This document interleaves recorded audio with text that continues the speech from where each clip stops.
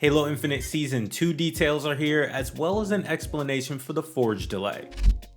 343 Industries has shared new details on Halo Infinite Season 2 Lone Wolves, which launches on May 3rd. For arena multiplayer, 343 is adding a new map, Catalyst, which will be available on multiple playlists at launch. The King of the Hill and Attrition modes will be added to new playlists, while the Motion Tracker, better known as Radar, will see improvements to its outer edge detection. For Big Team Battle, the new map Breaker will be available on Season 2 launch day. And in a very exciting development, multiplayer announcer Jeff Steitzer's voice will be added for medals that players earn. Big Team Battle also gets a fix in the Season 2 update for a bug that caused weapon racks to spawn asymmetrically. 343 also announced that it's implementing a change to CSR so that the progress bar now reflects results from the most recent match and not the entire season. Melee combat should be improved too, as 343 says players will be less likely to phase or whiff on beatdown chances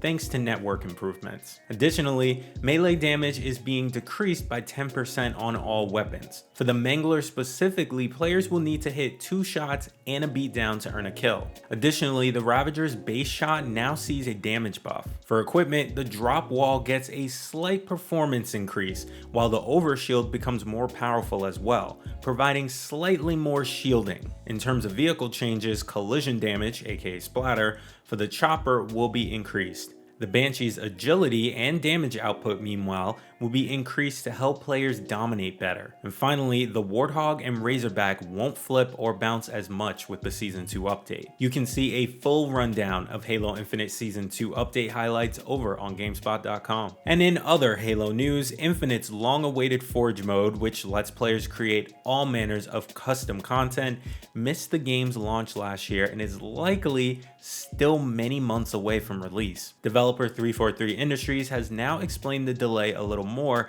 saying it was necessary to ensure it reached 343's benchmark for quality. In a blog post, the dev said, quote, "It broke our hearts to not be able to launch Forge alongside the rest of Infinite, but to ensure it meets the bar that we're setting for it to achieve.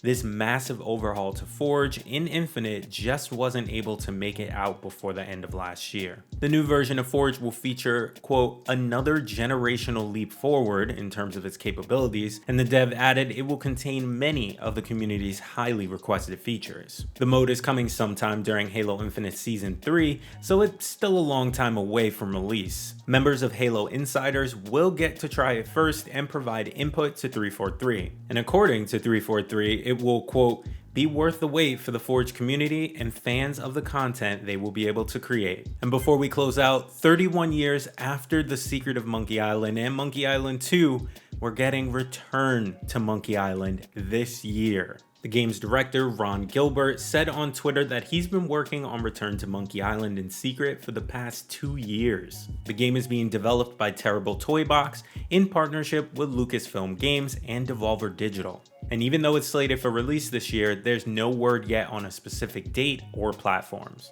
Unfortunately, I don't have an ounce of nostalgia for the Monkey Island series, but let me know in the comments if you're really excited so I can be excited for you. And also let me know what you think about all of the new Halo improvements coming in May.